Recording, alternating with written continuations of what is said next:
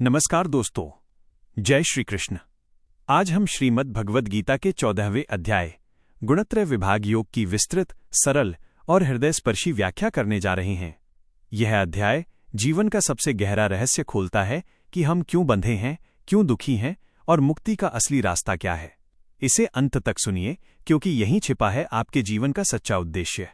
श्री कृष्ण कहते हैं, मैं तुम्हें फिर से उस परम ज्ञान का ज्ञान बताता हूं जिसे जानकर सभी मुनि परम सिद्धि को प्राप्त हुए। यह अध्याय 3 गुणों, सतोगुण, रजोगुण और तमोगुण का पूरा विज्ञान है। ये तीनों गुण प्रकृति से उत्पन्न हुए हैं और इन्हीं के कारण जीव इस संसार में बंधा है। गुणों की उत्पत्ति और बंधन का रहस्य। भगवान कहते हैं कि मेरा महान माया शक्ति से ये संपूर्ण जगत बंधा हुआ है, पर मैं उसमें नहीं हूं।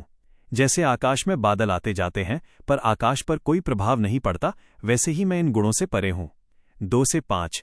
हमारा शरीर, मन, बुद्धि सब गुणों के संयोग से बने हैं। जो गुण जिस समय प्रबल होता है वही हमारा स्वभाव बन जाता है। तीनों गुणों का स्वरूप और पहचान। सतोगुण प्रकाश, सुख और ज्ञान का गुण। इससे मन शांत, बुद्धि निर्मल, हृदय प्रसन्न रहता है। व्यक्ति धर्म, साधना, सत्य, दया की ओर खींचा जाता है। पर सतोगुण भी बंधन देता है, ज्ञान के अभिमान से। रजोगुण कर्म और फल की तृष्णा का गुण। इससे कामना, लालच, अशांति, स्पर्धा, क्रोध बढ़ता है। व्यक्ति दिन रात कर्म करता है पर सुख नहीं मिलता। ये सबसे ज्यादा बंधन देता है। तमोगुण प्रमाद, आलस्य, अज्ञान का गुण। नींद, प्रमाद, भ्रम, हिंसा, अवसाद सब इससे। व्यक्ति सत्य को भूल जाता है, अधर्म में डूब जाता है। जीवन का असली उद्देश्य क्या है? श्री कृष्ण बार बार कहते हैं, इन तीनों गुणों से अतीत होकर उस अवस्था को प्राप्त करो जहां जन्म, मृत्यु, सर्दी, गर्मी, सुख दुख का प्रभाव ही नहीं रहता। यह है गुणातीत अवस्था। यही जीवन का परम लक्ष्य है।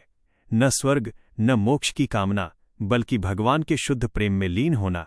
गुणातीत पुरुष के लक्षण 22 से 27। जो व्यक्ति कहता है, मैं न कुछ चाहता हूं, न कुछ त्यागता हूं, न मुझे प्रशंसा चाहिए, न निंदा से दुख होता है।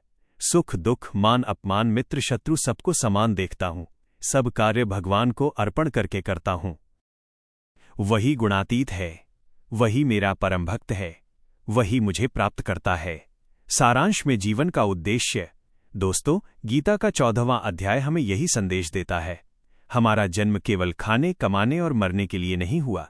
हमारा जन्म केवल 3 गुणों के खेल में उलझने के लिए नहीं हुआ। हमारा जन्म तो उस परमात्मा को जानने, उससे प्रेम करने और उसी में लीन होने के लिए हुआ है।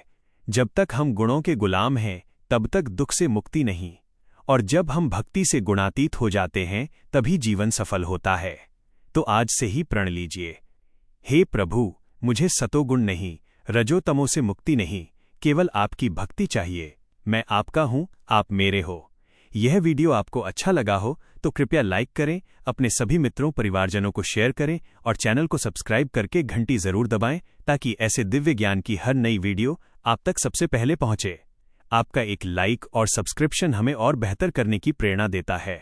आप सबका बहुत बहुत धन्यवाद। राधे राधे, जय श्री कृष्ण। हम फिर मिलेंगे अगले अध्याय के साथ।